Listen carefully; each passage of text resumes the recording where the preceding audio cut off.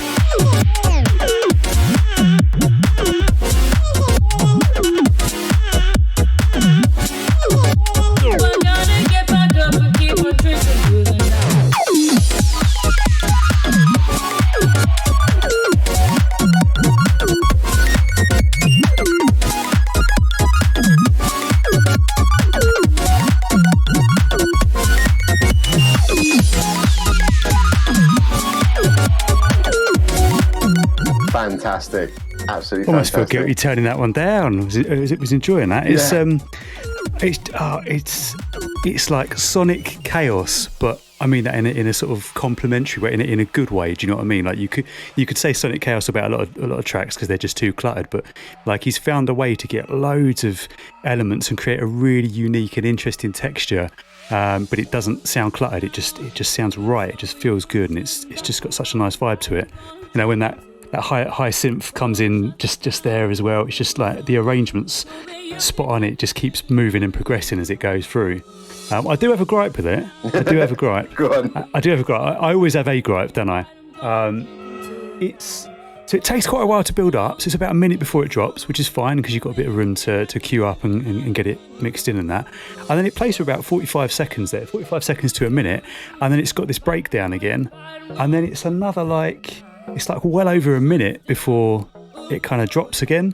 And I always kind of it kind of reminds me of those old Armand Van Helden tunes. I love them, they're bangers, but like they have a breakdown in the middle and everyone's just stood there kind of going, right, I'm going to go to the bar. Do you know what I mean? Because you can't, what can you do? What can you do? That's my one gripe with the tune, but I do love it. And I think, you know, the fact that it's got these kind of long drawn out breakdowns means that when it does drop again, obviously it kind of recreates that same impact that the first drop has. And it's got that kind of that nice punchy sort of almost 808-esque bass going, sort of underlaying all the elements to it. It's lovely. It's the thing that strikes me about it, man, and I don't want to, at the risk of sounding like some old fogey that I am, I don't want to sound patronising and say these kids, because I keep saying these kids on this podcast, but like I touched base with Patrick. He's quite young, isn't he? Where are all these really young producers that are making really musically mature music coming from? Because like you've got him, you've got like Badger's quite young, Opidan. They're all. Do you know what I mean? They're all kind of uni age, but like the music they're making sounds sort of a lot more mature than their years. I never would have come up with something like that when I was like 20. Do you know what I mean? It's I can only attribute it to the fact that like production software is easy to get hold of, and obviously people are starting making music when they're younger, presumably. There's so much more than that to it, mate. Yeah, I would say YouTube is a lot of it, right? It's amazing how much kids can learn just through YouTube on their own. My little brother, I've got a little brother. I think he's 10, right? I think he's just turned 11 maybe this year. And he's texting me, asking me which programming language he should start to code in first. Do I learn HTML or JavaScript or Python, or should I stick to C++? And I'm like, man, you're like 11, and you're doing like you're coding already, because he's watching, and he's like, it's because he's grown up on YouTube, and he's just like an information sponge. And I think these kids have so much access to knowledge now. When they want it, you can learn things so much easier through YouTube. Like that's why I think you've hit the nail on the head there. It's like the second biggest search engine in the world, right? That's what they say, because you can look on Google, or you go straight to YouTube to find out how to do it. And I think because of that, and like you say, easy access to software, these kids just get to learn a lot younger, and it's great. It's absolutely great. That tune is phenomenal. I'm so glad you picked it, because it come out on that 10 years of 440 compilation as a new tune, and me being the new tune snob that I am, I went through and tried to cherry pick all of the tunes that weren't out yet and played them ones rather than ones I've played before, and that was one of the ones that I picked. It's great work, man. It's great work, and I'm glad that you as an old fogey can appreciate what these kids are doing. I really should stop using the word kid, shouldn't I? It sounds so patronising. I don't mean it in a patronising way. If anything, it's a compliment, because I'm blown away by some of the stuff I'm hearing by people that are considerably younger, you know. But I think you hit the nail on the head there with in the sense that the internet just opens up the doors of possibilities so much. I did an interview for the Bristol Uni radio station the other day, and the guy hosting the show was, I don't know, a guess 20. Props to Brian if you're watching. Nice fella, but like the way he was talking about music and garage specifically, he's Australian, right? So he wasn't even born and raised in London, but was just so knowledgeable about the music in general, and funnily enough, like you saying about your little brother, is kind of programming at 10, 11. I think this kid kid, I did it again. This guy Brian said to me that he started making music when he was 12, and I was like, wow, like, but then, yeah, that wasn't possible in our day. And in our day, God, I sound so old. Do sound so old. When I started producing, mate, the way I kind of got into it was I got hardware because I started on hardware. I basically had a family member that died, and I inherited some money, and I went out and I bought some bits of hardware, and I wasn't even using the computer to make my first tracks. They were literally all of hardware mixed down through a mixer and stuff. So like proper old school. So it was a lot more kind of difficult back then, and there wasn't YouTube tutorials, so I was all self-taught. I sat there reading fucking manuals. It was long and just trial and error on that. So yeah, I'm glad the kids have the access to what they do these days, because it, like you say, it opens up the doors of possibilities for them to get cracking. And I think because they're younger and they approach things with a slightly different take on things, they come up with some really creative, cool, interesting ideas, much like that track, because that's different to. Do you know what I mean? It's got elements in it that you're just like, yeah, kind of typical 4/4 garage, but like it's such a nice blend of different sounds that I wouldn't think to put together, and he's put them together and he's made it work and just created a really nice texture. It's just a beautiful track. So great work from Patrick Kane. I'm looking forward to hearing more. I did go and check him out and listen to a few more of his bits, and he's solid, man. And props to 440 for picking it up as always. Stellar label, can't fault him. His that bass line, he who shall not be named, Mr. Moad. I think a few people like that bass line sound. I think was popularised by him, like just the kind of the high bass sound when it goes up and down. And I think him and Hans Glader kind of do it right. And that's kind of I think that's one of the things that that Moad brought to the genre. And yeah. I feel bad saying his name. You know, I used to hang out with Grant back in the day, but it's. You know. Do you know what I mean? It is what it is. Like shit happens. It's probably not a kind of conversation to get into for the podcast because it's very contentious. But yes, irrespective, you know, it's similar. I don't make comparisons. Similar thing to Michael Jackson. You could never take away the fact that Michael Jackson's left a lasting impact on pop music. Do you know what I mean? Like people's art and their personal endeavours are separate things. So I don't think you should feel bad for mentioning the name. We just won't dwell. Maybe move on quickly. Let's go on to my first selection then. That sounds great. Thank you very much. So, I asked you. I wanted to double check before we stream this to see whether you'd pick this tune. I wanted to at least give it a shout out, mainly because this guy is high caliber. Right about now. Let's stop waffling, Greg. Last year he had the album of the year, and that's what we're going to go, right? Last year this guy had the album of the year, straight up and down. He released Spice Up My Life, and it was just an amazing kind of drop.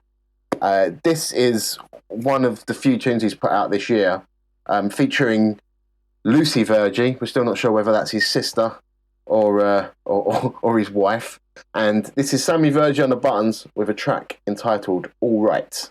Why don't you just come with me tonight until the light will be alright? Why don't you just come with me tonight until the light will be alright? Why don't you just come with me tonight until the light will be alright?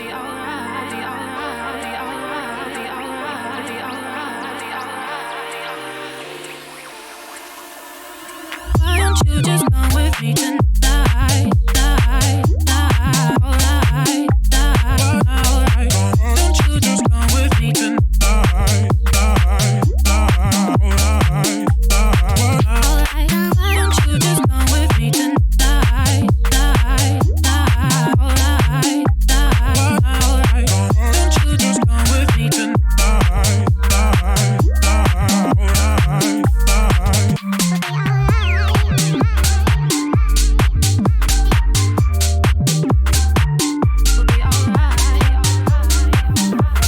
Banger.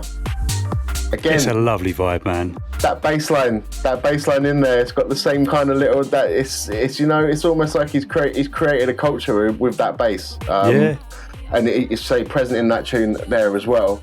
But yeah, Virgie, all right, featuring Lucy Virgie. What? Just he's got that 4/4 thumping vibe down. He knows what he's doing there, and he can make two-step as well. But he's just this formula he's got with that type of bass line and the instruments that he uses. It's just real nice, man. You can't help but kind of move and smile. Like it's impossible not to. Second you hit play there, like I don't know if you noticed, second you hit play, like I was just grinning ear to ear. I did have this on my shortlist for tunes I was gonna pick, and the only reason I didn't pick it was because I knew you would. so I thought I'd let you do that, and I could pick something that's a bit out there as one of my other choices. So I've done that. But it's just solid. I heard it and I just immediately. There's something about it. There's something about certain tracks where you hear them. And I don't mean it as a criticism, but they kind of sound a bit familiar. Do you know what I mean? And it might just be because he's kind of got that formula down, but there's something kind of familiar about it. And I mean that in a good way because, you know, we're monkeys, we like familiarity, right? So like you automatically kind of latch onto that. But I don't know, as you say, I don't know who Lucy Virgie is as well, whether that's his sister or his missus or what, but it's pretty nice vocal. Like he could definitely make a few more tunes there, and I wouldn't mind that at all. I love what he does with the vocal as well. Have you noticed how the way that he chops that sample up and down is bonkers? Yeah. It's lovely. Yeah, it's real clever, and I think that kind of approach is like it's a modern thing. It's been around for a while now, but I like it when they take something and do something slightly different. You wouldn't have seen something like that in garage way back when. That's like a kind of modern spin on it. Do you know what? Sammy does it well because there's a lot of people that do it just because it's kind of topical, but it doesn't kind of add anything to proceedings. There's doing it for the sake of doing it, and then there's doing it artistically. And like that track's a good example of it being done well because it fits with the track, as opposed to just kind of being just sort of lumped on there. Do you know what I mean? I feel there's a lot of that kind of pitching up and down of vocals, and more outside of garage really. You know, you get a lot of it in the kind of more commercial stuff, don't you? Pitch down vocals that just sound a bit kind of like was there a need to do that? Yeah, they're doing like whole songs in it nowadays, aren't they? Like literally the entire song will be pitched down. Like, I can't remember there was one recently. It was a Jay Sean one, wasn't it? I listened to it and I was like, I liked. I'm trying to think what the track's called. Ride It by Regard, right? And it's just it's the Jay Sean vocal pitched down like several tones, and I couldn't work out whether they'd done that like creatively or whether it was like just a way to kind of try and pass off the vocal as being something different. Do you know what I mean? But like, not that's a criticism. I mean, if that's what they were going for, fair play, because probably loads of people didn't even realise it was Jay Sean. You know, you go on the YouTube comments and it's like, did you know this was a Jay Sean track back in 2000? So maybe that's what they were going for. But like, I didn't really feel like I liked the original vocal. So if you've got a decent original vocal, do you need to pitch it down? You need to pitch it down, go for it. But if you don't need to, like, I think it's just the modern take, right? We're moaning like old fogies again, mate. We sound like in our day people didn't pitch vocals down. I think they're doing it to get around the YouTube algorithm for content matching so that they don't get demonetized. That's what I'm going to go with. I think you might be onto something with that, yeah. All right, do you want to? If that is the case, fair play. Do you want to fire into number 2, mate? My next one actually is another one that was kind of around last year, but actually, I'll hands up, I missed it, and I only stumbled across it by chance because the geezer followed me on Garage Cloud, and I clicked on his page, and it. Do you know what it was? If you go on Garage Cloud at the moment, right, they've got subgenres of garage all broken down, and they've got like charts for the most popular ones. And I've got like the top 10 for jazz step because I'm basically the only person that's making jazz step, or so I thought. And then this popped up, and I'm going to play it, and then we'll talk about it.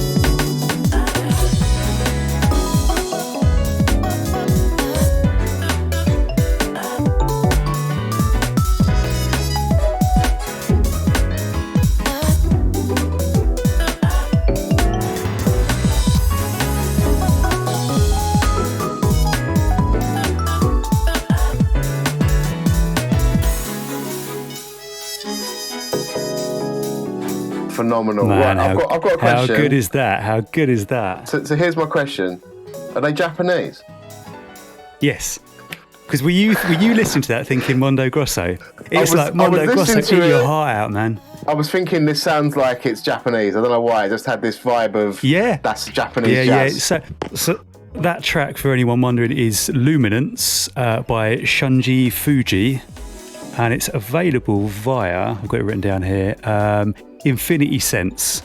So I need that tune in my life, mate. It's phenomenal. It's great. It's great. It's great. Like it reminds me of Mondo Grosso, man. Like you can hear the inspiration there. Like it's not like I mean, if you listen to like a classic, like you mentioned when we were talking about my jazz step before, you mentioned Groove Chronicles, right? And Stone Cold as being like the quintessential, the one people think of when they think jazzy garage, but that is a garage record with some jazzy elements on it, right?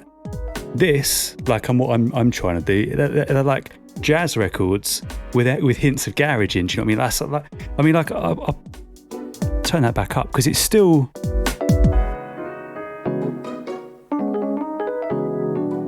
It's still going now, and it's a journey. It evolves. Like there's so much to it, and I think, when when I was doing the Jazz Step album, and kind of trying to kind of quit, like get that phrase out there and kind of really hammer it, like jazz step as trying to make it a thing. It almost kind of came across that I was trying to suggest that I'd kind of created it, but like it's not the case at all. Like you've really got to look at someone like Mondo Grosso, really, I think, as being the originator, because obviously people were doing jazzy garage, but the difference between the jazzy garage and what I consider jazz step, and I had this chat with Merlin many a time, like he's kind of said to me, I don't think you need so many kind of musical elements in it, and my argument is, well, that's what kind of sets jazz step apart from jazzy garage. Like the idea, certainly in what I'm trying to do, and I think probably in what Shunji Fuji's trying to do there with that track, is tracks that are they aren't just dance records. Do you know what I mean? Like you could take that, you could take my album, you could get a live band together and you could perform it on stage and it'd be interesting. Whereas you couldn't do that with some of the jazzy, like just the jazz, sort of standard jazzy garage. It'd be boring to watch live. Do you know what I mean? But like that track, there's so much to it. And actually, I kind of chopped off the intro there just because I kind of wanted to get into it. And I let it play for a little bit longer than I normally would when we talk, because obviously we've got a lot to kind of cover, just because there's so much going on. But like if you listen to it from start to finish, it's just a real journey. I remember when I sent you Benito Miguel and you played it on your sub show, and you got to the end of it and you just went, wow, what a journey. And that's exactly what I did when I listened to that track right there, because like it starts and it's 4/4. It's got a 4/4 beat going. Oh, really? And then it's got this massive quirky breakdown, and then it goes into 2-step. Just a heads up for you, because I can tell you're going to go and buy it when you do get hold of it. If you're trying to play it on your show, just be aware, and this is not a criticism as such, because it's just the way the track's been constructed. So Merlin discovered this the hard way when he tried to play it on KFM. BPM change. So the intro, like the fourth bit in the intro, is, I think off the top of my head, I think it's about 126 beats a minute. Then when it drops, the 2-step bit is like 132, 133. So if you mix in the intro and then it drops, you automatically, like if you're playing at 135 beats a minute, all of a sudden you're going to be playing at 140 plus. So that's worth just being mindful of. I did drop it into one of my mixes recently because I did a guest slot for House Transmission Radio, and what I ended up doing was I did an edit myself. So I sped the intro up, I chopped it in two, sped the intro up so that when I then mixed it, it would kind of retain the same tempo all the way through. Not sure how Mr. Fuji would feel about me butchering his track like that, but mate, just great work. And like I touched base with the fella because obviously it was interesting. I messaged him just saying, mate, this is like exceptional. Like, and props to him because he came back and he was like, oh yeah, I quite like your stuff too, which kind of figures. But I think he put up a tweet in Japanese, funnily enough, the other day that was just to the effect of, I didn't think this was my best track, but it seems like it's getting love. So like, if that's not his best track and he's going to be doing more like that, then I'm sitting here very excited. But he shared something with me the other day off the back of it by a Korean guy, which actually I'm going to add to the playlist, which was equally stellar in production, which I probably never would have heard or come across otherwise. So it's just great to see stuff like that being made. and so far afield. It's mad to think how many thousand miles away from us is he, and yet he's making music that fits into like this little niche micro genre that started and is considered to be a London thing. And yeah, I'm sorry, I'm waffling. As you can tell, I'm quite excited about that tune. So mate, I was always going to go off on one, wasn't I? I'm so happy that that's the tune that's blown me away the most since we've been doing this that you've dropped on me, because I've not heard it before and it's phenomenal. That's why I wanted to do it. I heard it. I looked at the release date and it was like last June or something, and I was like, nah. Like I haven't heard that. I'm willing to bet probably other people listening to the podcast haven't heard it as well. It deserves and needs exposure. That's why we started this podcast, right? It's to be like, look, this is good shit. Lap it up. Good shout, mate. Good shout. I'm definitely going to grab it straight after the show. It's there's no more to be discussed musically for it because you've kind of covered all the bases on it. It's absolutely great shout, mate.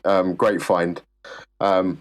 Yeah, it's so difficult to whittle it down. This is what I was saying just before the show, I think, or maybe I thought it and I wanted to wait till we talk about it on the show, is that forcing us to pick 3 tunes, it's real good fun, because it's like, what do you go for? Do you go for the thing that everyone's playing, the most popular? Do you go for the thing that you want people to know about that they've never heard before? It's so difficult to kind of work out what's the best kind of things to pick, and I think that's what makes it fun, just picking them 3 tunes. Yeah.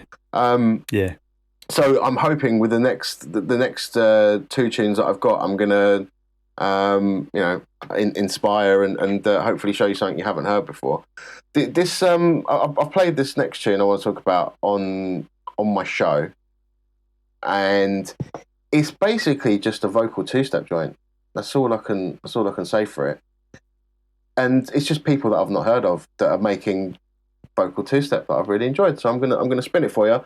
Cool. And it is by it's by Rachel Fox and Josh Ryan, and it's called "Show Me Your Love."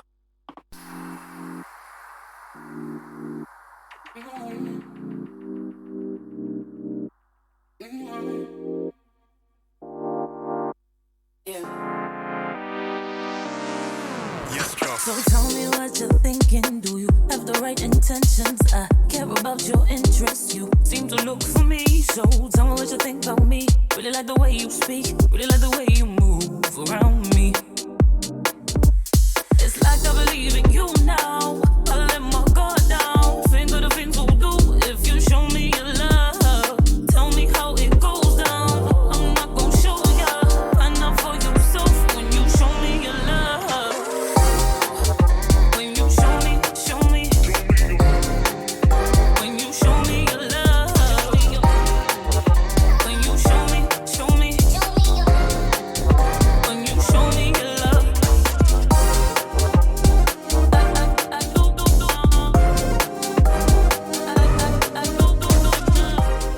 I'll bring it down. There's it's a radio edit kind of tune, so it only goes on for like 3 minutes, and it's not as technically complicated as any of the other songs that we've listened to. But I loved that it was just people that I'd never heard of making real nice 2-step garage. It was like the vocals good, the vibe is just, it's quite uplifting, and it's just I really enjoyed it. I really enjoyed it as a new find, for want of a better word. I don't know how you felt. No, absolutely, I agree with that. Like the first thing I thought as well, nice vocal. She's got a really nice voice, real nice execution. The production's is decent, and like you said about it not being too complicated, sometimes I remember Will Phillips always used to say to me, less is more, because so many people just kind of want to throw so many elements into their tracks, and I've definitely been guilty of it in the past. You throw loads of stuff in there and you end up reducing the impact of what's there. Do you know what I mean? Whereas if it's a bit more sparse like that, like you hear when the chorus kicked in there and that brass hits, it's got like real impact. Like every time it hits, it's just like kind of, there's a lot of space in the mix down for stuff to kind of breathe, and yeah, it works really well. It's nice. It's an interesting selection of patches and sounds as well that the producer has used there. It gives it a slightly unique vibe. Do you know what I mean? It's not just your standard combination of drums with Rhodes and a square bass, and like he's got some brass and he's got some different elements in there. It's nice. It's good to hear people stepping outside of that kind of box and doing something a bit creative. Yeah, I can't stand it when you get new people that have said, right, I'm going to have a crack at garage, and then they make a tune, and it's just they've basically just got whatever the same sound set that they've been using since 1999, and then tried to put another tune together with the same progressions, the same sets of sounds, and it's just like, I've been listening to this stuff for 25 years. I don't need your take on it. Show me something different. Mate, that's a discussion point for our gassing section at some point, and I've got like a little short list of things I want to discuss, and that is there on the list. It's the recycling of the same elements and the same sounds, and even down to the actual same sounds, isn't it? It's not even like it's just people going, we'll use this combination of Rhodes, square, but it's literally like the drum sounds.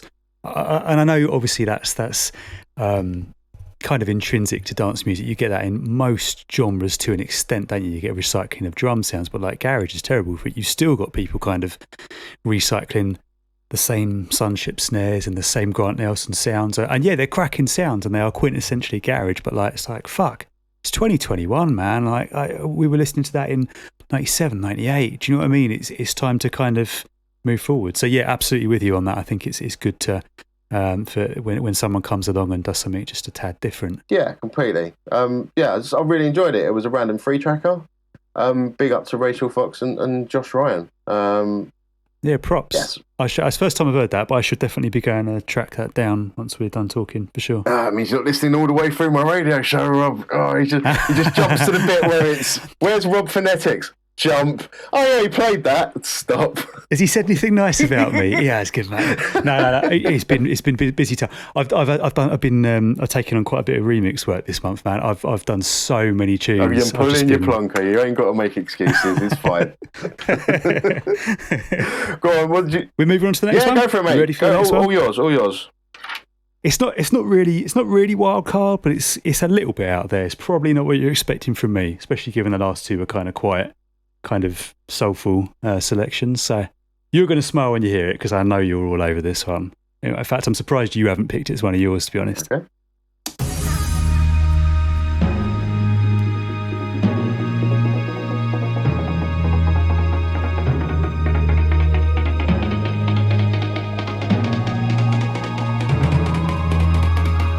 Another level of funk, how come her? Go another level of funk, how come her? Go another level of funk, how come her? Go another level of funk, how come her? Go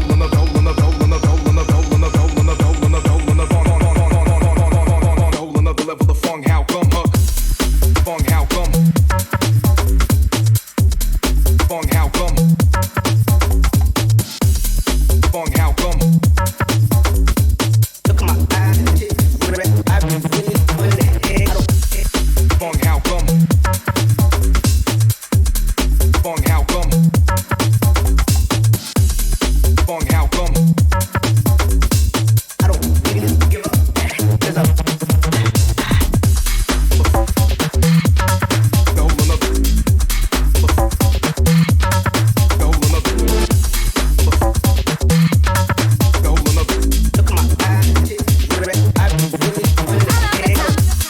Is it Spanish? Yes. It's so I probably should have introduced it. I keep just playing things and then not telling you they're by. So it's bass styler. A track's called Flow, and it's available via Electroshock. Electroshock are on fire, man. They're putting out some really quality stuff at the minute. But like, I got to give props to Merlin for putting me onto that one, because I think I probably would have missed it had he not mentioned it to me.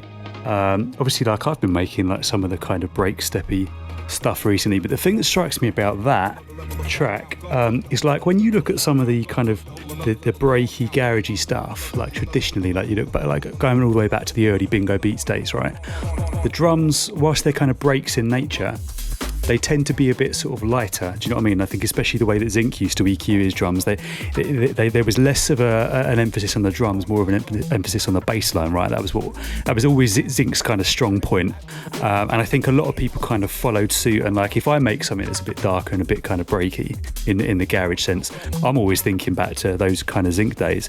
What I like that this guy does with his tunes, like his drums, they're kind of a bit skippy, so they're kind of garagey. Like he has a bit of shuffle in there. Do you know what I mean? They're breaky, but they're kind of shuffled. But they sound really fat and punchy, like some of the break stuff. So like if you go back to like 2004, 2005, when like Stanton Warriors and Diverted and people like that were smashing it, and their drums were really chunky. Do you know what I mean? He's kind of doing this kind of garagey breaks. Like it's not strictly garage, but it's also not strictly breakbeat. It's somewhere kind of in the middle, and it creates a real nice. It's just dance floor stuff, isn't it? Like the drop on that as well, and the vocal cuts and everything, and the way it builds. It's even the way he does that. It's definitely somewhere between kind of garage and breaks. But I don't care what you call it. I hear that in a club, and I'm dropping my drink, and I'm on the dance floor. Do you know what I mean? Because it, like, by the time that drops, like I can't listen to it without just putting my buttiest skank face and just being like, yes, mate. Just one of them tunes, one of those ones. Need more of that, man. We need more of that stuff. I mean, it's like it's got that Spanish breaksy garage it's definitely got its own sound coming out. It's like, I mean, I always kind of put it into the UK garage umbrella, but you like I say, that's why I asked straight away, is it Spanish? I could tell it was Spanish just from the sound of it. I don't think I'd heard that one before. Bayside is wicked. I've definitely spun his stuff before. And Electroshock Records. He's got a more recent single than that out, but of like, because I think that was, it's been around sort of 5 or 6 weeks something now. Do you know what I mean? But like of the two, that's the one that just, yeah. I mean, yeah. Sorry, no, it's okay. So like on with those Spanish records, they're even, you got the genre hoverers. Some of them go completely garage side, like Bowser. When Bowser makes tunes, he's really much like, this is a garage record or this is a breaks record. He likes to kind of differentiate, even though some of his breaks falls into garage. But when he's making pure garage, he'll say this is a garage record. But all the other guys are just making music, and they're kind of just sticking it out on the. So Electroshock's up there. We've talked about 83 records, obviously before. There's Distortion. There's Spanish. Spanish garage is absolutely slamming. And that's very much why last year I said tongue in cheek that Spain was the UK garage country of the year last year. Like they put out so much top quality stuff. And funnily enough, my next one is from another Spanish label. Finishing on a Spanish number again. But yeah, I mean that's Bayside is banging. On that Electroshock as well, you've got Raids goes on there quite a bit. He's another guy that makes proper chunky music. Raids makes some.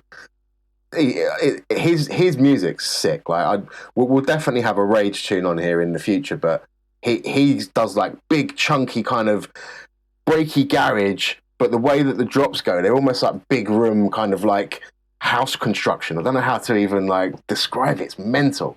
But yeah, I mean, what I love about one of the things you could tell that it was Spanish garage is obviously the way that the beats were sounding, as you was alluding to, and the bass sounds that they were using. But then they love those old school hip hop samples, don't they? They always kind of chuck that in there because none of them speak English as their first language. They're just looking to a whole bunch of old school pellers from America to chuck it in there. I don't know why I want to hear Spanish garage with a Spanish MC. That's what I want to hear. That needs to happen. That needs to happen at some point. Yeah, I mean, I don't see language as a barrier, you know, especially when it comes to music. Like we talked about this before, didn't we? I don't care what someone is actually saying. Like a good melody is a good melody, right? So you get if you get a female vocalist cracking out a catchy tune, it's going to be a catchy tune regardless of whether she sings Spanish, English, whatever. And like, yeah, same for MCs as well. Like a hype vocal is a hype vocal, isn't it? Do you know what I mean? Like, and something like, especially like what they do with the chops on the drop. It's gonna work. Yeah, I'm with you. I'm with you on that. All right, Spanish labels, get on that if you would, please. Make it happen. Ain't got all day. All right, let's move on to my last selection then. So we'll slide neatly into that. So this is another label that's upcoming from Spain, and I'm gonna assassinate the pronunciation. And it's Gauchinchi. That's how bad it is. Gauchinchi Records. That's not how you say it. Lo siento, mi amigos español. So this one is from a compilation that they've put out a couple of weeks ago, and it's a new another new artist, and it was just like, ooh, new guy, love this sound. And I'm going to play this for you. It's by a guy called Crowd with a K, and it's just new sounds. That's all I can. New technical sounds. The tune is called "Move It." I challenge you to not move it to this beat.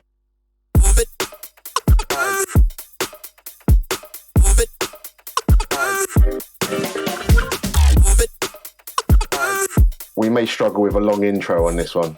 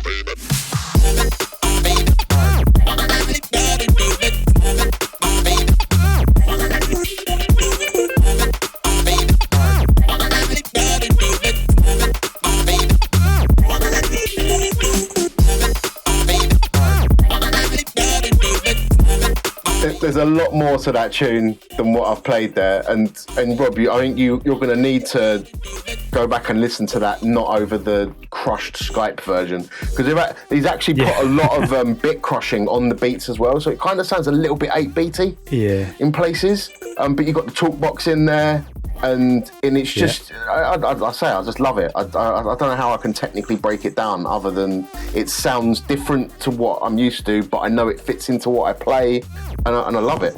Absolutely love it. Do you know what my first thought was? And I don't know if it's probably going to be quite offensive for me to say it, but I mean it as a compliment. If Daft Punk made garage, I would imagine that it would end up sounding a little bit like that. You can clearly hear like the Daft Punk inspiration there, like as you say, with the talk box and the bit crushing and stuff. Like it's really nicely done, and like it's not something you typically hear people do over those kind of beats. Do you know what I mean? And even the beat itself's kind of quite quirky and different, isn't it? Because it's not like your typical breakbeat beat. It's not like a garage beat. It's almost got remnants of kind of electro in it. I like the way it kind of bounces. Just like you say, just makes me want to move. Yeah, but and as you say, it's got the remnants of electro, but that still fits into my garage so nicely.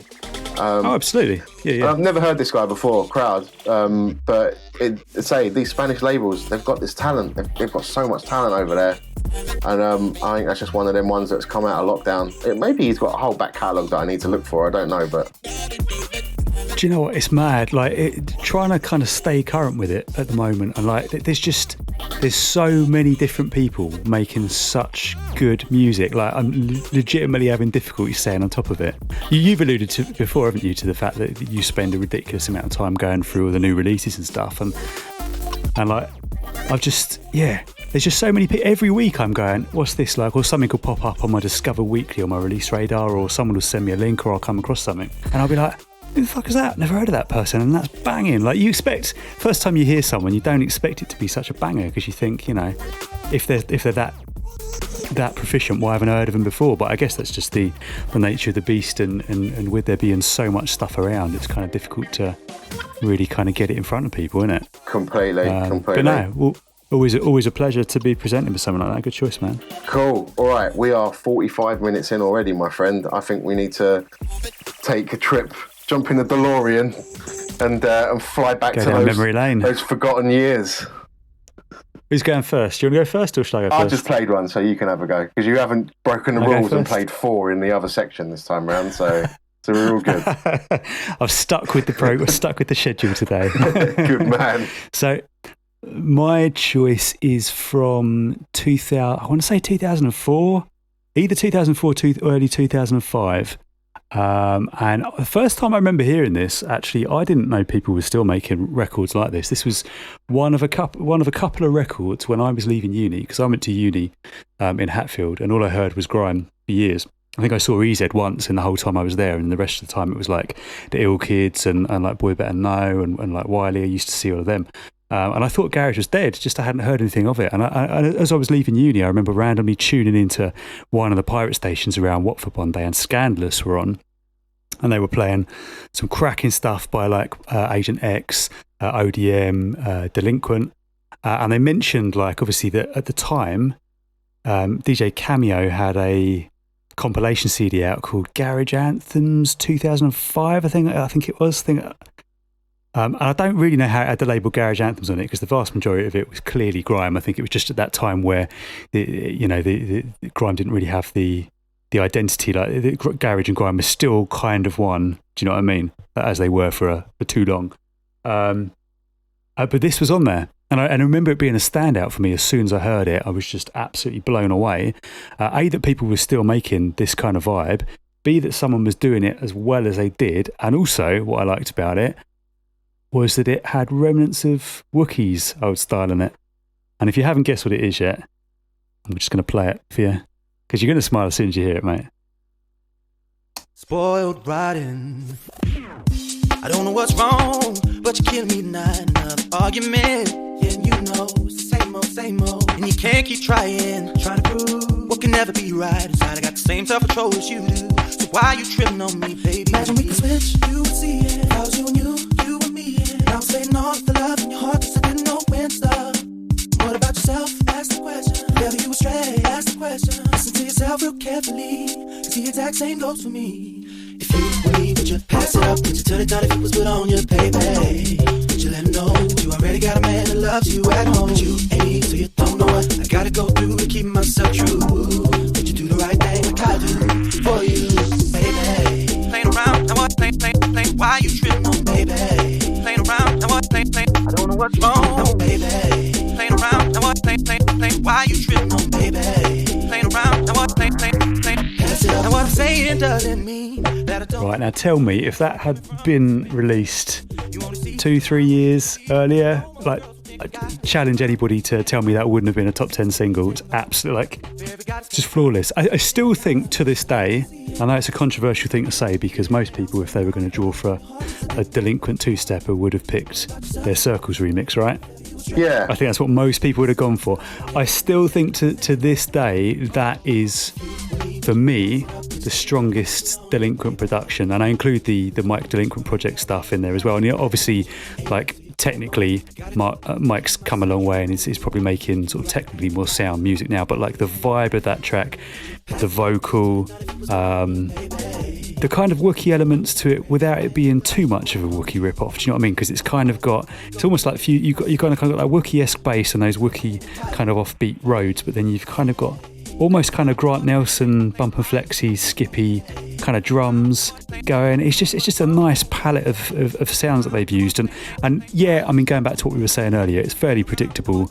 In 2021, if somebody came along and did that, you might be saying, we've kind of heard that before. But bear in mind, this was 2004.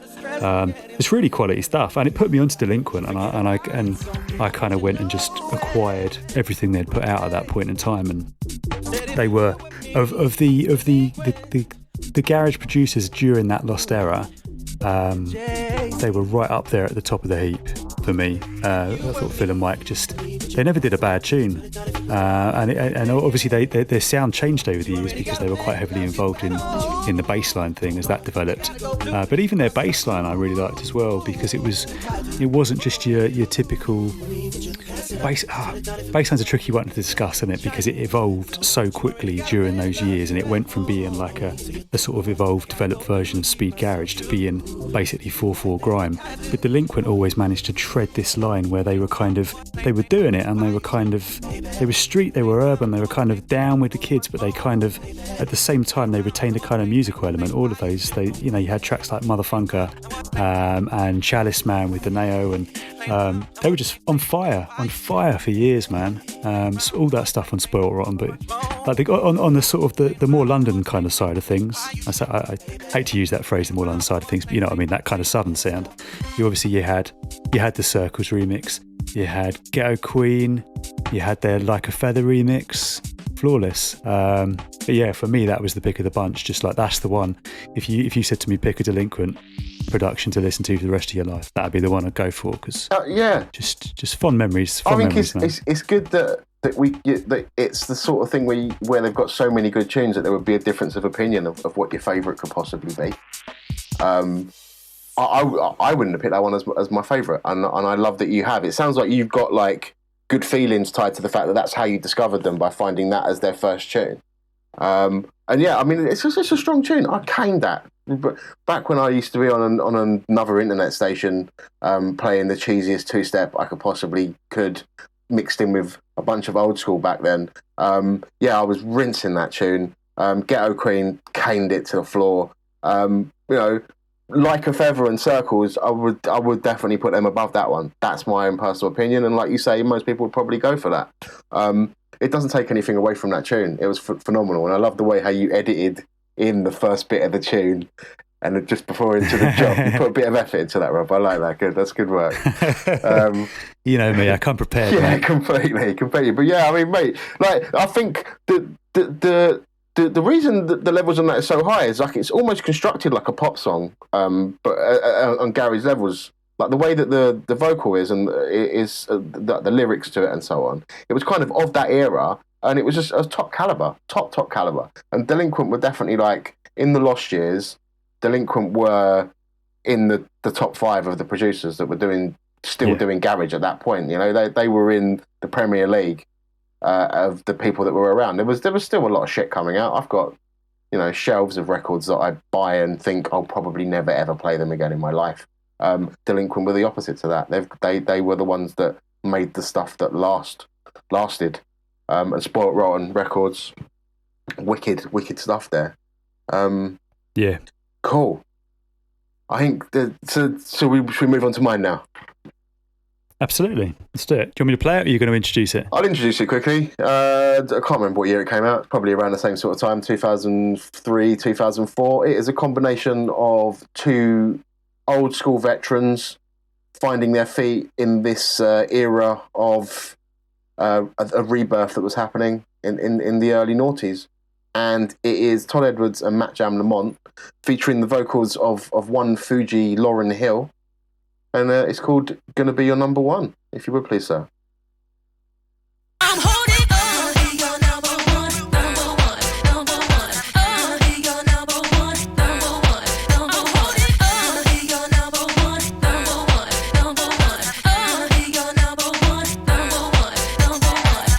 number one. Be your number one, number one, number one. Be your number one, number one, number one. Holding on. Be your number one, number one, number one. Be your number one, number one, number one.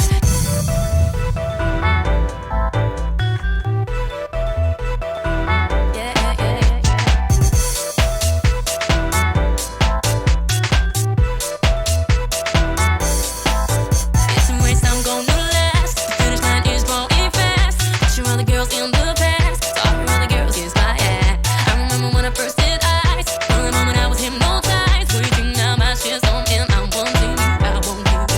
'Cause it's not the thing I do. It didn't hurt me bad. No, I'm not the kind of girl that get just like that. I'm holding on. Be your number one, number one. Even though the time. Yeah, mate. Solid choice, mate. That little bit there, I love where the key changes a little bit just before it drops back into the chorus. The way the vocal goes there, I love that bit. So Todd, in that era, we'll probably talk about that era of Todd a bit later on. But there was a lot of camp of, do you like Todd or don't you like Todd? Todd's got some all-time classic garage records. As I Am is probably one of my favourite garage records of all time, and you will be able to play that song forever and ever and ever, and it was made in like 93 or something. But when he was finding his stride and all the stuff was coming out on iRecords, there was a lot of people that'd be like, oh, I don't like Todd tunes. They all sound samey and they sound like they're going backwards, was some of the complaints. And I was on the fence for it for quite a while. But then he started doing these collabs, and he decided somehow to split Tough Jam in half and play with both of them. So we had the stuff he was doing with Carl under Fully Loaded, and we may discuss in the future the Kelly the Rock tune that was hyped for so long and took so long to drop. And then, so he done that stuff with Carl, and then he's obviously done this tune with Matt Jam. I don't know whether he's done anything else other than this with him. But what I love is when he introduces, when someone else is introduced into Todd's kind of production regime, it takes the edge off it a bit. So you don't get that same Todd sound where it sounds like it's going backwards and samey. You've got a new element to it, but the caliber's still absolutely high. To get someone like Lauryn Hill onto the track was so weird, because garage is a genre that's not beloved by everyone, and Lauryn Hill was in Sister Act 2, for fuck's sake. Like, you know what I mean? Like, I've fallen out of love with her in recent years, and that's because I booked to go to Houston back in 2018, I think it was, to go and see Lauryn Hill in concert, because my missus was upset that she wasn't touring in the UK. She then eventually did tour in the UK, and I had stupidly booked flights, hotel and tickets to go to see Lauryn Hill in Houston, Texas for a weekend. We did a weekend in Houston. I proposed to her when I was there, just to get extra super cheesy. Luckily, I wasn't going to do it at the concert, because while we was walking around Macy's on the Saturday day of the concert, I got an email saying she cancelled the fucking thing. I'd gone all the way to Houston to go and see Lauryn Hill, and she cancelled it, put out some apology letter to H-Town about how she's too ill to do the concert. So they're like, oh yeah, well, we'll offer you alternative dates in Houston in a year's time. And it's like, I've just spent like $2,000 getting over here. I ain't coming back to do it again. At the risk of it. Yeah, I was pissed. Didn't have any sort of insurance. Yeah, understandably, mate.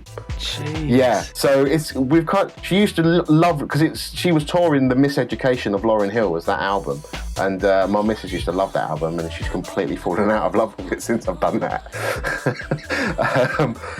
But yeah, that was my little Lauryn Hill anecdote that's got nothing to do with the Forgotten Years of Garage, but I did want to just bring that tune out. It was quite hyped, like there was lots of discussion about it on the forums. I think when we was on Uptown Forum, it was like, oh, it's coming out, and then it dropped on Solo Records. There was lots of hype for it before it dropped, and it was nice when that was happening then. It's like, I don't get that feeling anymore. If a tune's coming, I can't wait till it drops. I've lost that kind of feeling nowadays. Yeah, well, the way everything works these days is completely different, isn't it? If you were to hype a tune up for that long beforehand, like people, it would get lost. Like that, that's why. Obviously, that was a vinyl release, wasn't it? Do you know what I mean? And the digital thing works completely differently. I'm totally with you in that sense that, yeah, I remember how hyped that tune was. I remember Kane in that tune. I remember loving it. And I remember being how happy I was when I got hold of it. I did a bootleg mix of that. Did you ever hear that? That was around the time I was doing the stuff as Wolverine. There's a story about it. So I can't remember whether it was Matt or Todd. One of them uploaded it to their MySpace page. I think it was Matt. And for some reason, some peculiar reason, I don't know if it was like a phasing thing or if he uploaded the wrong file. I noticed when I was listening to it that he basically uploaded a version of the track where the drums and the bass were hard panned to the right, and all of those cuts and the vocals were hard panned to the left. So basically what you could do, if you knew what you were doing, was rip it, and you had all the elements of the track to kind of reconstruct it. So I was churning out loads of grime tracks as Wolverine at the time. And I thought, I've got to give that a go. That'd be a really interesting one to do. And I did the number one beat as Wolverine, and I sent it to Matt. And I spoke to Matt quite a lot at the time. And I got an email back from him, because he obviously heard it and was like, that's fire. I got an email back from him being like, right, we need to have a chat. What's your number? And it was really awkward, because I remember sending him an email back going, well, it's kind of awkward because you've already got my number in your phone. So I gave him my number. So then the next day I get a call from him and he's like, Robbie. And we had a chat. And it was one of those things that I think there was a bit of a miscommunication, because like I had someone that was going to vocal it for me, but I was under the impression that Matt had somebody that he wanted to get doing the vocal. And so neither of us kind of finished a version of it, and then by the time it came around to it, I was like, oh, what's happening with that? Some time had passed, and Matt had kind of gone, oh yeah, like we've moved on to the next project, which kind of understood. It was a shame, because I would have liked to have gotten my version out there, because it was such a contrast to the to that original. But yeah, no, sorry, I've kind of gone gone off talking about myself. You recognise, if I play it to you, you'd be like, oh shit, is that where you got those samples from? Because it's basically like a grime track with a load of Todd samples in it, and it's got that little number one hook. I've got the instrumental here somewhere. I've got a vocal version as well somewhere. I'll root it out for you and yeah, have a butcher's. But it created quite a bit of hype at the time amongst some of the grime lot. I remember setting up on MySpace. This is back when you could kind of get away with doing aliases like this without like a picture or anything like that. Do you know what I mean? Just set up this MySpace, and I was just like randomly. I used to get called Wolverine when I was a bit younger because I just basically never shaved, and I was just really fucking hairy. It was like I used to work in Tesco's, and the boss there used to call me Wolverine. And I was just like, oh, what can I use as an alias? And that was the first thing that came to mind. So I downloaded a picture of a Wolverine, stuck it on MySpace, load of beats up there. And I remember at the time it just being like, fuck me, that number one beat's fire. Just getting loads of messages from people like, can I have it? And I was like, well, not really, because I kind of nicked the elements for it from someone else. Is what it is, one of those things. But yeah, it was just an interesting one. I thought it would be an interesting anecdote to share, because that kind of thing, with finding the samples in the way that I did was, I remember how excited I was. And how excited did you tell Matt he fucked up? Yeah. I can't remember what he said. I think he was just like, oh, I didn't realise, like, I don't know how that happened, kind of thing. Whether he did it with a view to somebody noticing and doing a remix or not, I don't know. Maybe he was being savvy. Matt's got a smart head on his shoulders, so he might have done it on purpose. I don't know. But no, solid track that, and I've got a lot of memories to that, man. It sort of takes me right back to those prolific at Herbal club nights, man, because that was one of the ones that used to get rinsed in there. It was around that time when it, similar sort of time to when Bad Boy by MJ Cole and Laura Vane came out, and yeah, there was just a little golden era. I mean, we talked about before when you played Never Say Never on the first podcast, didn't we? It was just this golden time where there was just loads of cool, bumpy 4/4, and not to dwell too much on Todd, because obviously, like you mentioned, we're probably going to end up talking about him later. But like, I loved the Todd productions of that era. I think actually, like, a lot of people get a bit pissy about when you talk to them, because they go, nah, the nervous tracks, now they're the ones. And but I'm like, nah, do you know what? Like, for me as a body of work, I know it's a controversial thing to say, so please don't at me. Odyssey was the one. Like, that album, like, for me, just it stands out from the rest of his work as just a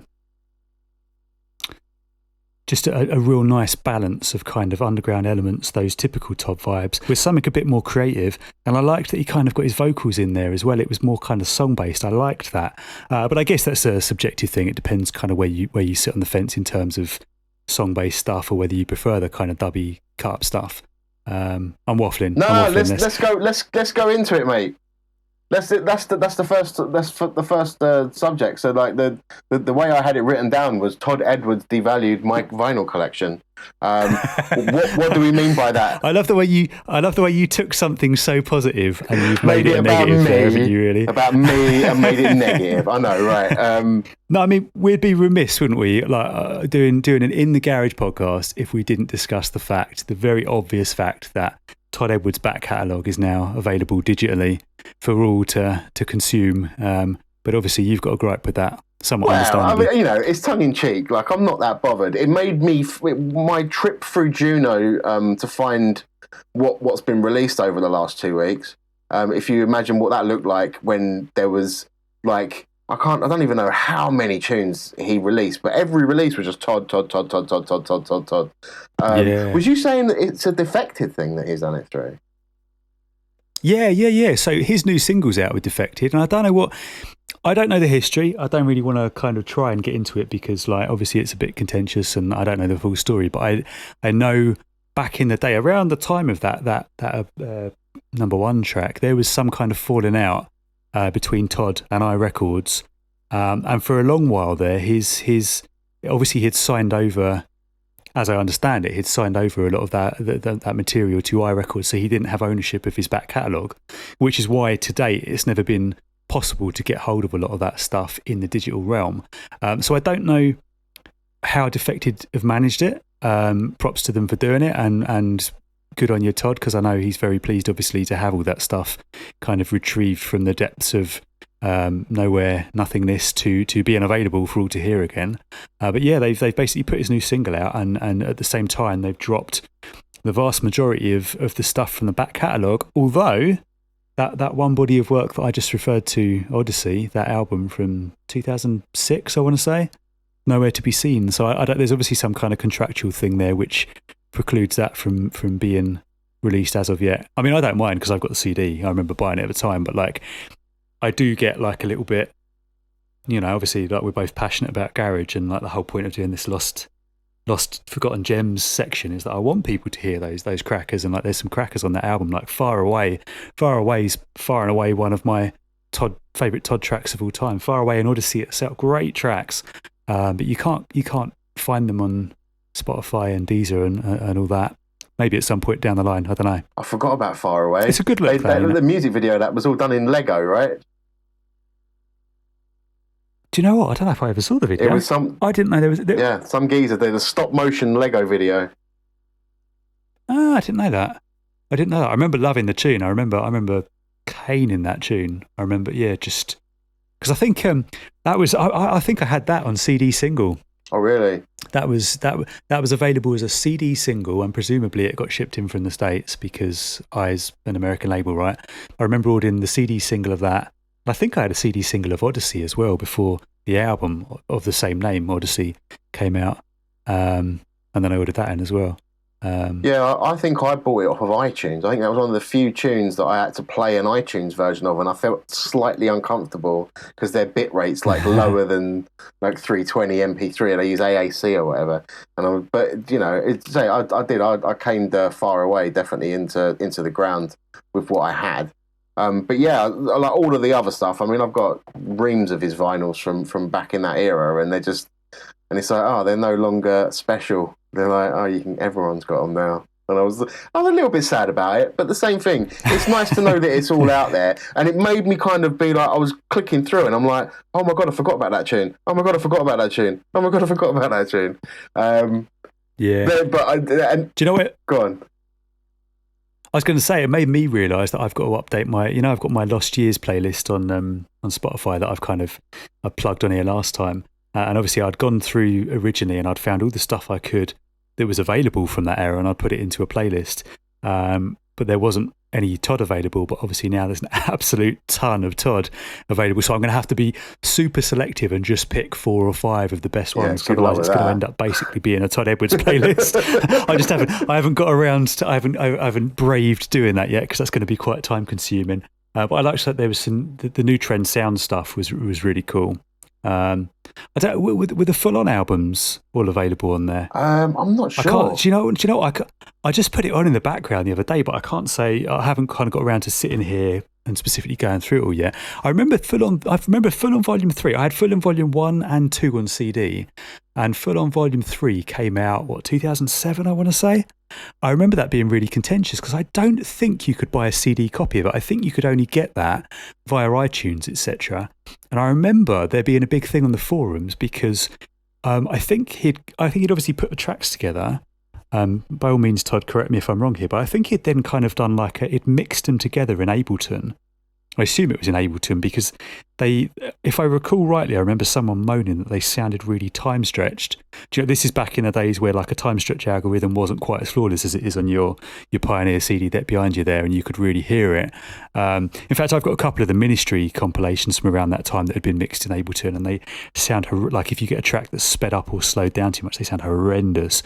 And I think that was one of the albums that kind of fell prey to that, and as a result of it, a lot of people kind of turned their nose up at Full On Volume 3, which is a shame because I liked all the volumes of Full On. They were full on. I think they've been digital for quite a while. Them ones. I think they was always available.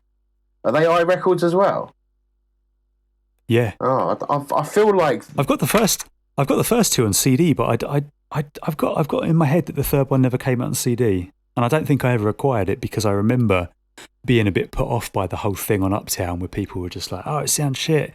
It's all time stretched. I hate a time stretch. I love a time stretch in a speed garage track when it's meant to sound like that, but when you get a track that's been audibly sort of butchered by distortion as a result of time stretch, I feel you. Completely feel you. Well, anyway, it's good to see Todd stuff out there again. It is. I'm happy for him as well, man. Obviously, we got him on social media, and his posts about it, he's just genuinely stoked to have all his tunes out there. And who wouldn't be? Do you know what I mean? You don't make music for it to just kind of rot, do you? So it's a good look for Todd, and Todd's Todd's a seller guy as well, so that makes it all the more satisfying to see it all going right for him. I think the only vinyl that's probably retaining its value now out of that lot, I noticed the Crazy in Love bootleg he did. He's only released a dub version of that, so I'll have to just cherish that. The Crazy. Did you get a lot of that stuff that because he went through a phase? I don't know if you picked up on it. It's probably, I don't know, my perception of time's terrible. It's probably, I was going to say it's in the last couple of years. It's probably not. It's probably like 5 or 6 years ago. He went through a phase of just basically uploading loads of stuff to his SoundCloud, and you could download it all for free. Like, he was uploading WAVs, and I seem to recall, I don't know which version of Crazy Love it was, but that was one of the ones. I've got a load of WAVs, like the master WAVs, but I just got off his SoundCloud. I remember him advertising it, just being like, "Yep, I must have missed that. That's a shame." Yeah, it was a short period in time. You snooze, you lose, mate. Yeah, completely. That's it. I'm screwed. You were too busy on SoundCloud with people rebranding and leading you astray into drum and bass territory. That was the problem, wasn't it? Yeah, that's it. Oh well, okay. So should we talk about my favourite social media platform? I love it so much because I'm not old, which is TikTok. Do you know what? I'm not. I wouldn't claim to like it. I know I run our TikTok page, but it still confuses me. The whole thing confuses me. I did want to mention though, just because I was talking to this guy the other day, and I'm going to try and avoid using the phrase "kid." Too late. Although he did kindly point. I was chatting to him the other day, and he did kindly point it out to me. I saw he was asking a bit about my background and like when I kind of broke into the scene. And I think like when I probably first started talking to you, it probably was like 2004, 2005. I said to him, I've been involved in somewhere or another kind of behind the scenes and putting records out since 2005.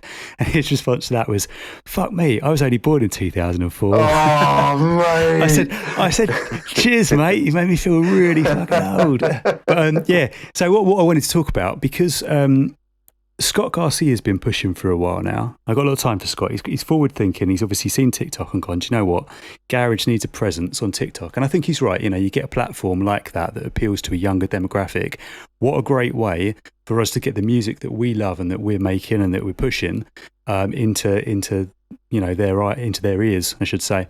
Well, this guy, Kyle Willatz, has found a way to do that. And it's a very simple concept. I don't know where he gets a lot of his records and his dubs from. I assume that he's got an older family relative or a sibling or something that was into garage back in the day, because he's got a lot of tunes that, like, I don't have. He's incredibly knowledgeable about the genre. And he basically does a video upload every day of him picking out one of his records, plays it, does a little rundown of it. And it's beautiful because you get, you know, he's got thousands and thousands of people following him. And I'm going to use the word kid again because I'm an old man and a lot of them are a lot younger than me. There's a lot of people a lot younger than me that obviously are discovering these tunes as a result of his TikTok post. It's called Kyle Willatz's Daily Dose of Garage. And I love it. Like, I can't stand TikTok, and most of the stuff that pops up on there makes me cringe. But his face pops up and I go, oh, what's he going to pick out today? And it's a real, like, eclectic blend of stuff. And what I like that he's done, and what I was saying to him when I was chatting to him the other day, he's basically made a brand of it. And I've spoken to you about it before, Greg, and I like it's taking this new platform, finding a way to kind of utilize it. He's got Spotify playlists. And he basically was advertising a little while ago for producers to send beats to him, because he's like, obviously I'm doing my Daily Dose of Garage videos, but I'd like to talk about new garage as well, because there's a lot of new good stuff being made. So one of my mates sent him some of my stuff, and he's actually playlisted some of my stuff on his Spotify playlist. Right, I get more streams on my Spotify from being on his playlist than I do editorial playlists, than I do anything else. The amount of traffic that he's getting through his pages as a result of his activity, his consistent grind on TikTok, is phenomenal. And I just kind of wanted to kind of flag it, because I think, hey, if you're on TikTok and you're not following him, look him up. Kyle Willatz, worth a follow. If you don't want to follow him, it's just kind of food for thought. It's you know, we've got this platform, and it's difficult to kind of stay on top of these social media platforms because they emerge and grow so quickly, don't they? But there's potential there for garage to be heard if you do it right. And he's done it. He's found a way to do it, and props to him.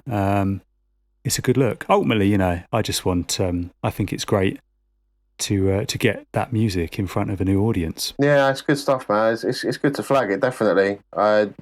Big ups to Carl Willatz for pushing the garage sound. Always got massive respect for anyone that's doing that. Great find. And yeah, just follow up Carl Willat's Daily Dose of Garage on the TikToks.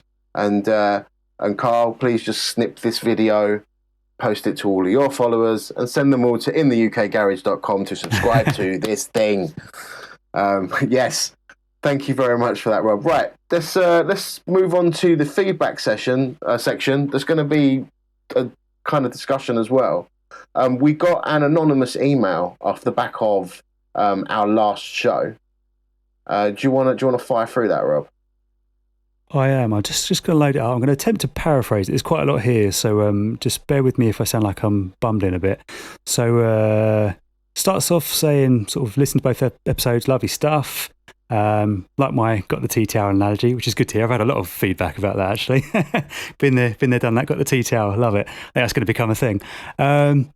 He then goes on to tell a story. In essence, what he says is there was, and I remember this being discussed on the forums back in the day. So he doesn't actually have a time, but we're presumably talking sort of 2005 through 2008 in that lost era. There was a spate of these schools, these DJ schools that sprung up. And they sort of claimed they were going to make you a top tier DJ. You were going to get a certificate and a qualification out of it. And at the end, they guaranteed bookings. And he obviously paid his money. It sounds like it's quite pricey to do. Went through the course, realised, after about 20 minutes of being there that actually he wasn't going to learn anything because he was already DJing. He was obviously a competent DJ. And they obviously had no intention of actually showing him in anything sort of further than that. So he kind of skipped to the end of the lessons, assuming he was going to get bookings from it. He says, once this was all over, and he got his certificate, to be fair, I asked about the club nights. I was told, of course, I could have an hour set, and I was pretty chuffed. However, and I know a lot of people listening are going to be familiar with this part because this is familiar to me too. In order to get on the flyer, I had to flog 30 tickets at £15 a pop. If I didn't manage it, I wouldn't be able to play. Now, obviously, props to this guy because he obviously turned around and told them to shove it up their arse. And a lot of people didn't in that time and probably still don't. Do you know what I mean? It's kind of I don't know how it became a thing that club promoters are taking the piss out of the very people that are making them their money. It's just, the whole thing's mind-boggling. Anyway, he says there were literally guys coming off the street paying 1,500 quid to go to this school to get to the advanced level, then playing in clubs. There are even ones that wouldn't even flog the tickets, but buy them all themselves. So you had people paying 1,500. You had people paying 1,500 quid to go to the school, then buying 30 tickets at £15 a pop just to get their name on the flyer and get to play. Not only have you paid to play, but you've done it to a crowd of 30 less people, so you can post it on the Instagram. And of course, he then goes on to make some comments about the haircuts and stuff. I leave those bits out there, but it's all fair game. But yeah. I mean, we've all got dodgy stories along these lines. I've got a story. It's not specifically about DJ schools, but I've got a similar story. I remember being booked, and I'm not going to tell you who booked me. It would be unprofessional. I don't want to start a war either. It was a big club night, we'll say that much, at one of the super clubs, if you can call it a super club, big club in London. And I was at the time living in the home counties. And the day of the booking, I had a family thing. So, normally, if I get booked to play somewhere, when I used to get booked to play somewhere, I'd always make sure I got there early so that I was, prepped and ready to go. That day in question, I had a family thing to go to. So it was kind of a bit of a race for me to get into Central. So what I actually did, I thought, well, I'm probably going to, I'll just take it out of wherever I get paid. I'll pay a cab fare. So from where I was to get into London, obviously cab fares were a bit cheaper back in the time, but it still cost me about 40 quid to get from my place to this club. And when I was on the way, I shit you not, it was probably 25 minutes before the night was about to start. I got a call, not from the promoter, from one of his boys. I won't say who his boy is. I like his boy. Got no beef with his boy. He's a good fella. If he's listening, no problem with you, mate. But he called me and basically said, "Oh yeah, just wanted to make sure you're not getting paid for tonight." Well, of course, by that time, your name's on the flyer. People are expecting you to turn up. You can't turn around. Well, you can turn around and say, "Well, fuck yeah," but then it reflects badly on you, doesn't it? Added to that was the fact that I'd just committed to paying the taxi driver 40 quid. So actually, not only was I not getting paid, I was actually 40 quid out of pocket just to get there to play. And the reason that I was given was, none of the new school guys are getting paid. The club something to the effect of the club isn't big enough. Well, I'm not going to tell you what the club is because it would make it really obvious who I'm talking about. But let's just say the club holds, I would say, in excess of 3,000 people.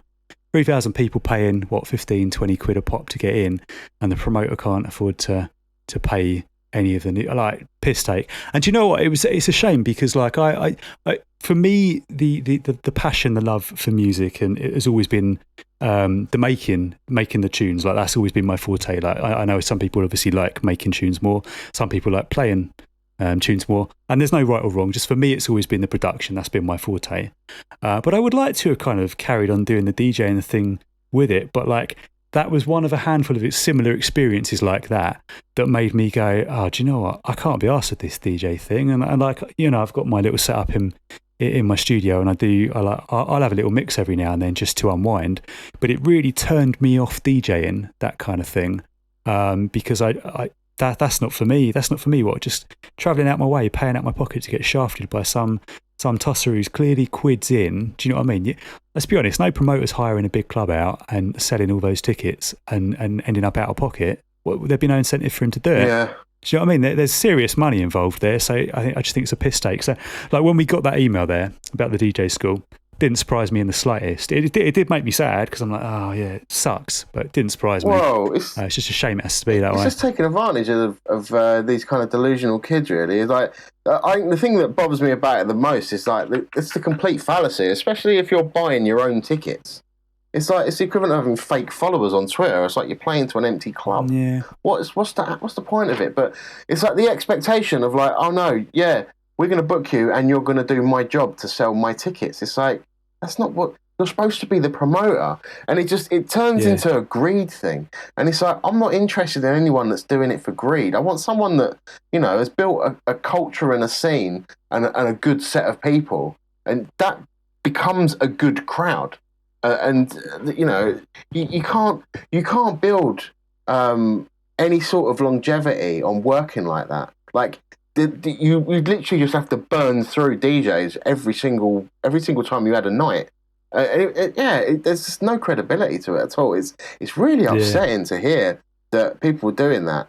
But, you know, do you know what I mean? I was just going to say, on the whole, though, the promoter business model, certainly in garage circles, I mean, it's not specific to garage, but certainly it's particularly bad within garage. The whole promoter sort of business model is flawed from the get-go, because here we are in 2021 and you've still got people getting booked to play that are playing the same tracks they were playing in the late 90s, and they're still the staple names on your garage flyers. And, like, don't get me wrong, like, I'm all for paying respect where it's due and for acknowledging these legends and stuff, but, like, even if you weren't shafting these new people, if you're still booking all of those headline acts that you were booking 20 odd years ago, there's not really any progression anyway, is there? So, like, the way the whole thing is set up is just flawed, and it needs some of these new kids, and I'm really pleased, actually. One of the things that's come out of lockdown is seeing these live streams pop up, and, like, particularly these new KG ones where you've got a lot of the newer names that are doing these live streams, and they're putting on shows, and long may that continue. I assume when the clubs open that they're going to be, you know, back in the clubs doing that.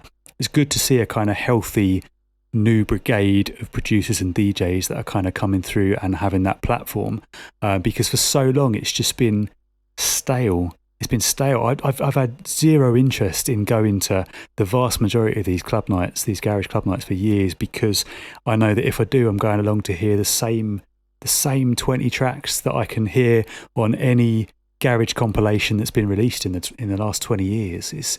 I can't quite. I think, you know, as somebody who's passionate about the music, like you are, and I dare say you probably share my sentiments on this, I just can't get my head around being in a position where we're still hearing the same 20 or 30 tracks from 25 plus years of UK garage that's been made. Like, there's thousands. I mean, we're showcasing a few forgotten gems here every time we do this podcast, and we're not even scratching the tip of the surface, are we? Do you know what I mean? There's countless tunes that have never been heard. And if you book me to play in a club, I'm going to be going, right, what can I play that no one else is playing? Yeah, you might want to drop in a few well-known ones to get the floor, to get people moving and that. But I'm going to be going, right, what can I do differently to everyone else? And that culture, that idea, that concept seems to have been lost because promoters are shafting anyone that wants to do that and giving all their money to the people that are quite happy to just basically keep playing the stuff that they were playing years ago. It's just a shame, man. And it's not a criticism per se of the people that are doing that because, you know what, they're getting bookings, they're getting paid for doing it. Like, it ain't broke. Don't try to fix it. Like, if you're paying your bills with it, like, do you know what I mean? Fair play. But like, it's a shame to me because it don't have to be like that. And I don't understand how it came to be like that. Like, you wouldn't get away with that in other genres like drum and bass. Like, it doesn't fucking happen in drum and bass. Yeah, you've got your sort of vintage DJs and you've got like your people who turn up and do the jungle nights and still play some of the old jungle. But like, in general terms, look at that scene, look at the flyers. They're constantly evolving. There's constantly new names and they're coming through. And like, you know, but if you've got promoters that shafting people like in this email, it's hardly a surprise really. What I would say to Mr. Anonymous in the email is, unfortunately, it's not only the promoters doing it either. It's certain labels, and you know, I'm lucky that I'm working with a couple of really decent labels at the moment. So, not going to sort of mention any names, but I have had my fingers burnt in the past with labels who had the same level of respect and appreciation for producers as these promoters do for the DJs. So it's, I don't know, it's just the bitter, twisted, sorry side of the world that we would like to pretend doesn't exist, but you know, it's difficult. It's like one of the last gigs I played. I haven't played that for God knows how long now because I can't spend time dealing with these sorts of promoters to build I can't build a relationship with people that are like that. But I got the booking for this gig because I was collaborating with this brand, and then I was like, okay, am I going to get paid? And he's like, what, you want to get paid? And I'm like, oh, come on, mate. Like, I know you're putting me on as an opener, but it's like, at least give me 50 quid for petrol. Do you know what I mean? Like, that's all I really want. And I think he was flabbergasted that I've asked. He's like, I thought you wanted me to help you to put you out there. And it's like, it's that same thing. It's like exposure. Fucking playing for exposure is not a real thing. There's a whole choosing beggars scene of people talking about exposure. You can't put exposure in the fucking bank. And it's insulting. Like, when you know as well, they're filling this thing and they've sold tickets and you know how many people are in there, you know what they're banking, like, and they can't give you like a small slice of that to spend for your time that you spent in there. And off the back, when I was doing that gig, one of the biggest compliments I'm ever I can ever be played is like if someone like asked for my SoundCloud or someone come up to me when I was in the middle of I just dropped a tune and they've come up and they've said, have you got a track list for this? That was like how much they were feeling what I was playing. And I was playing all new stuff. You know, and it's like, and I walked out of there and he's like, oh, was you feeling that? And he's like, oh yeah, man, that was like awesome. I really, really enjoyed that. But then it's like, I got my 50 quid from my petrol, never heard from them again. Because they don't want someone that wants money. They want someone they can walk over because they want to pocket it. Oh, it's so cynical, man. It's really heartbreaking. It's really heartbreaking. And that's why I've always said that in this game, if you want to build something, you've got to build it on your own. Like, and you know, if I wasn't an old fart with commitments and bills and stuff, I'd try and do that. But I'm so far past that now. I haven't got the time or the passion to put into it. All I want to do is spend time with my good friend Robbie Phonetix and moan about things. I am okay. In the vein of moaning, we're running well long, so I want to fly through this last bit of feedback before we close this down. I've been putting out the episodes of this podcast early on my Patreon. So I have a Patreon for my radio show. It's patreon.com/MrBrainZ.